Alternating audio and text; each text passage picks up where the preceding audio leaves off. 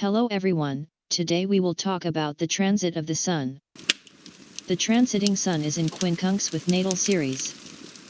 How the transiting Sun behaves in Quincunx with natal Ceres depends on the position of natal Ceres. This transit may be more prominent in your life if you already have planets aspecting your natal Ceres. But the basics are as follows. When the Sun does this kind of discomfort and dissonance between inner awareness and care for self and others, we only get one. Various forms of depressive obsession. We have difficulties in contacts with others to find common ground, and that only because the basic things we value and believe in are totally different. Although in certain segments these two planets will support each other, the transit itself is very stressful. In many cases, we have examples where the child does not understand the mother at all, or is not at all interested in her views. Attacks of overeating with sweet foods that we cannot resist.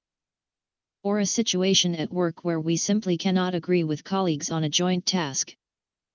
So we can say that we are in disharmony. Internal turmoil and confusion give us the feeling that we are reconsidering our decisions, and do not allow us to behave normally.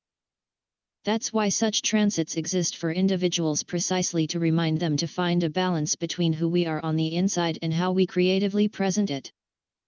But there are situations in which this transit does not necessarily lead to bad things. A certain combination of signs and houses gives a great view from another angle on the situation you are in, a completely different perspective. So if we investigate what kind of combination we have in the map and how to harness this energy, this position helps to position oneself in solving problems. Another positive side of this transit is that it significantly increases creative ambitions.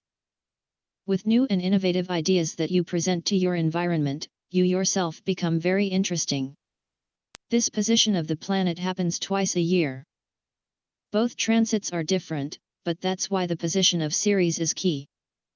When we have Ceres in harm's way, a certain type of depressive obsession is fully visible. This kind of transit can last 2 days at most, but the consequences of our behavior will definitely be visible much longer.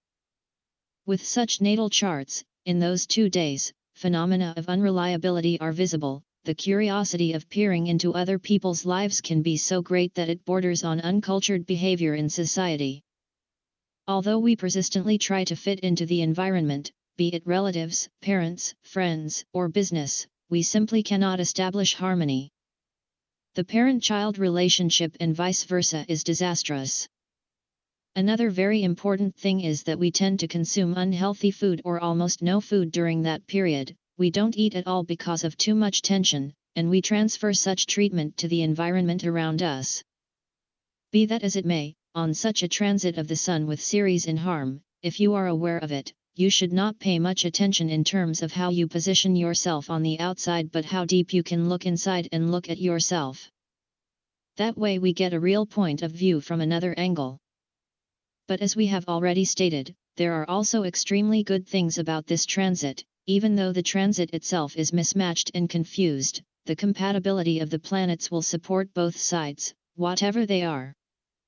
Therefore, in the end, we can say that this is perhaps one of the ideal combinations of creativity and practicality, simply because they give us a view from a different angle, without us often even realizing it.